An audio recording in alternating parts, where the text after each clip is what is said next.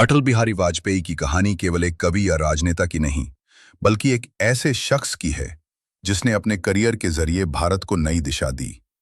ग्वालियर के साधारण परिवार में 25 दिसंबर 1924 को जन्मे अटल का बचपन किताबों और कविताओं के बीच बीता। उनके पिता पंडित कृष्ण बिहारी एक शिक्षक और कवि थे, जिनसे अटल को साहित्य और देशभक्ति का पहला पाठ मिला। लेकिन उनकी असली कहानी तब शुरू हुई जब उन्होंने राजनीति को अपने जीवन का मिशन बनाया। 1940 के दशक में जब भारत आजादी की जंग लड़ रहा था, अटल राष्ट्रीय स्वयंसेवक संघ आरएसएस से जुड़े। उनकी उम्र तब 20 साल से कम थी, लेकिन उनके जोश ने उन्हें जल्दी ही संगठन का प्रमुख प्रचारक बना दिया। वे गांव-गांव घूमकर लोगों को देशभक्ति का संदेश देते। 1942 में भारत छोड़ो आंदोलन के दौरान अटल ने अपने भाई के साथ हिस्सा लिया और जेल की सलाखों के पीछे समय बिताया। जेल में उन्होंने अपनी कविताओं में आजादी का सपना बुना, जो बाद में उनकी पहचान बनी। आजादी के बाद अटल ने पत्रकारिता को अपनाया। वे राष्ट्रधर्म और 5 जन्य जैसे पत्रों के संपादक बने।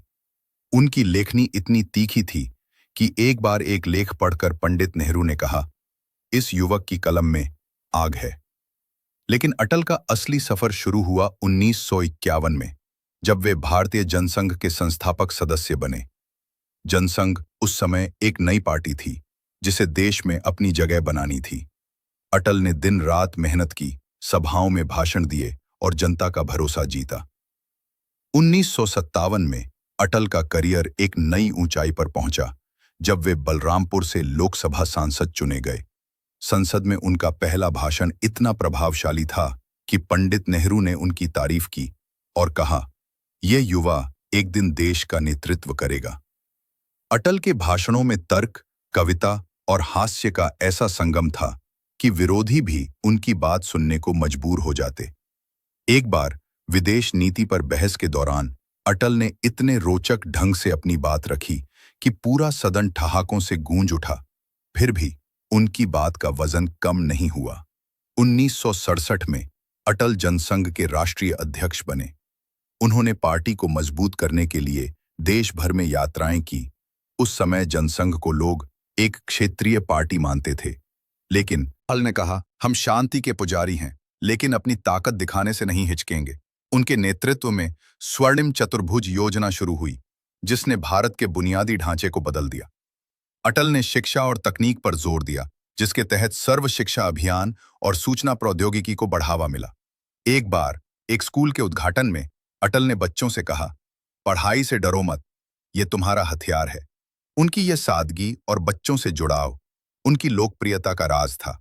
1999 में कारगिल युद्ध के दौरान अटल ने साहस और संयम का परिचय दिया। उन्होंने सेना का हौसला बढ़ाया, लेकिन युद्ध को सीमित रखा ताकि शांति की संभावना बनी रहे। उनकी यह रणनीति दुनिया भर में सराही गई। 1999 में ही जब उनकी सरकार एक वोट से गिर गई, अटल ने हंसते हुए कहा, हम हारे नहीं, जनता का भरोसा हमारा असली इनाम है। अटल का करियर केवल सत्ता की कहानी नहीं था, वे विपक्ष में भी उतने ही प्रभावशाली थे।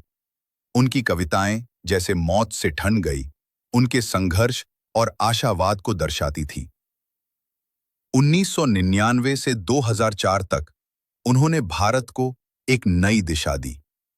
उनकी सादगी ऐसी थी कि प्रधानमंत्री रहते हुए भी वे अपने पुराने दोस्तों से साधारण तरीके से मिलते। एक बार लखनऊ में एक चाय की दुकान पर वे पुराने दोस्त के साथ बैठकर चाय पीते पाए गए, बिना किसी तामझाम के।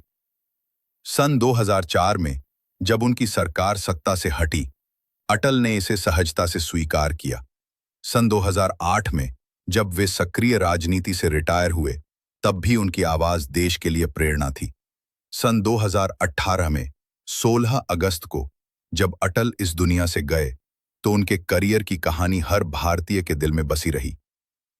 अटल बिहारी वाजपेयी का करियर एक ऐसी मिसाल है जो सिखाती है कि सच्चाई, साहस और सादगी से कोई भी सपना हकीकत बन सकता है।